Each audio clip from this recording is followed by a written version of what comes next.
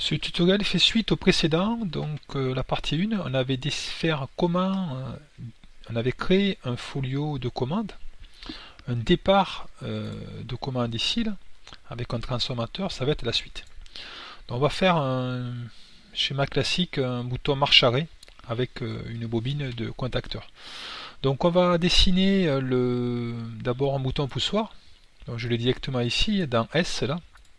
Je vais prendre un bouton poussoir arrêt classique ici. Alors il se trouve où? Il se trouve ici. Voilà. Donc alors, on va le localiser. Donc localisation, on va changer un petit peu. On va pas le mettre dans armoire ou extérieur. On va mettre, mettons, c'est dans le pupitre. Voilà, ça pourrait être la porte de l'armoire. On va mettre une référence. Donc on va prendre par exemple du matériel. On va prendre un bouton poussoir de chez Schneider, le XB4BA42.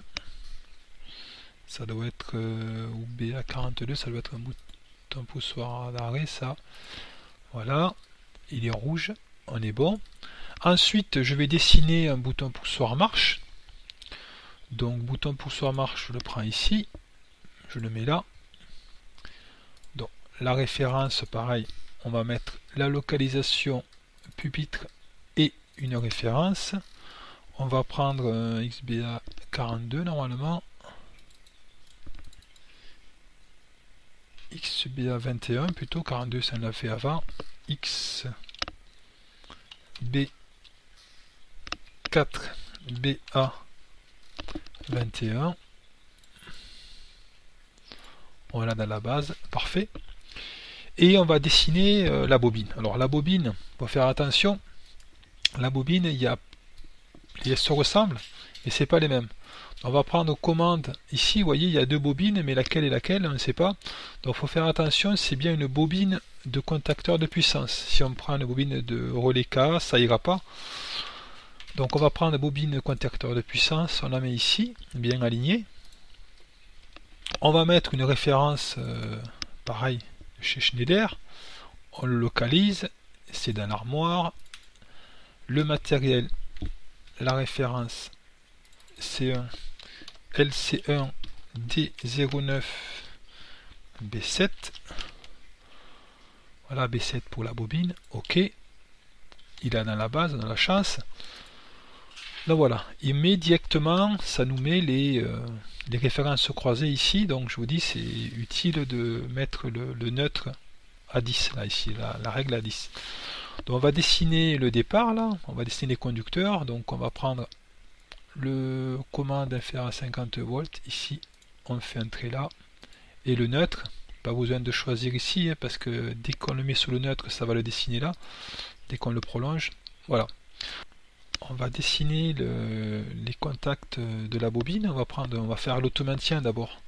Donc ici dans la commande, on va prendre le contact NO, ici, là, on va dessiner, on va dire que c'est 5Q1, donc ici on choisit 5Q1, il nous trouve forcément que le matériel est dans l'armoire, vu que le mètre est ici. OK, donc il nous dit j'ai à disposition un contact 1314, et donc je peux le dessiner. Voilà, on voit ici qu'il y a le 1314, et le mètre se trouve au folio 5, colonne 3. Il se trouve donc au folio 5 et à la colonne 3. Voilà, c'est facile vu que c'est tout proche. Donc, on va dessiner les contacts là. Les conducteurs, pardon. Et voilà. On va faire un copier-coller de tout ça. On fait, on rappelle le contrôle. On tient appuyé sur contrôle et on va le faire deux fois. Voilà. Voilà, j'ai pris tous les mêmes références partout. Hein. On va vous faire voir l'intérêt d'avoir un logiciel de conception assisté par ordinateur. Je vais faire un contact pour alimenter un voyant par exemple. Je me mets ici. Je veux ici dessiner 5Q1. Et là je me choisis 5Q1. Et le logiciel il me dit ben, c'est pas possible, forcément, j'ai pas de contact disponible. Donc il ne voudra pas me l'implanter. Vous pouvez faire ce que vous voulez, il ne vous le mettra pas. Donc on comprend bien l'intérêt d'un tel logiciel, entre autres. Donc ici on va ben, il faut mettre un bloc additif. Hein. Donc on va mettre un bloc additif ici. Donc mettons on va prendre un LA2 DN22. Alors de mémoire la référence c'est ça. Non, je me suis trompé. Alors on va prendre la référence. On va prendre, c'était quoi? C'est LAE 1DN22. Non, ça doit être ça. On va chercher le catalogue web. Alors on va rechercher tout.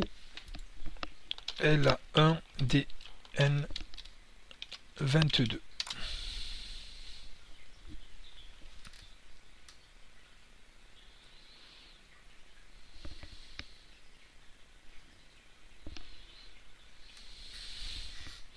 Voilà, il est ici.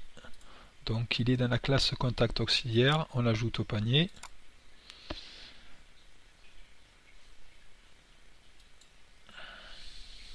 Télécharger.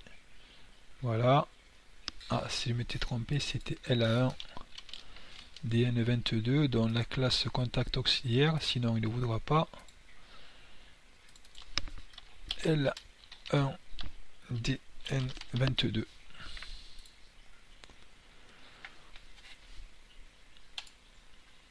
Voilà, il nous l'a mis. Là, il va ici rajouter les blocs additifs qu'on vient de mettre. Et ici, on va redessiner mon contact là.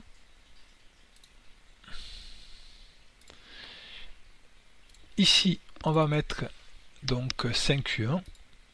5Q1. Et là, il me dit j'ai des contacts disponibles, le 53-54 ou le 83-84. Donc je prends le premier. Et voilà. Après, on pourrait dessiner le voyant. Donc, comment dessiner la puissance maintenant, les contacts de puissance? Donc, on va aller ici, 5Q1, on va revenir au folio qu'on a fait précédemment. Voilà, ici, on va dire c'est 5Q1. Donc, là, on choisit 5Q1. On voit qu'il existe déjà, hein, OK. Et il nous dit, j'ai des contacts disponibles de puissance 1, 2, 3, 4, 5, 6. On fait OK. Et là, il a dessiné directement les repères de chaque contact. On peut faire pareil pour son copain là. Donc 5Q2 et 5Q3.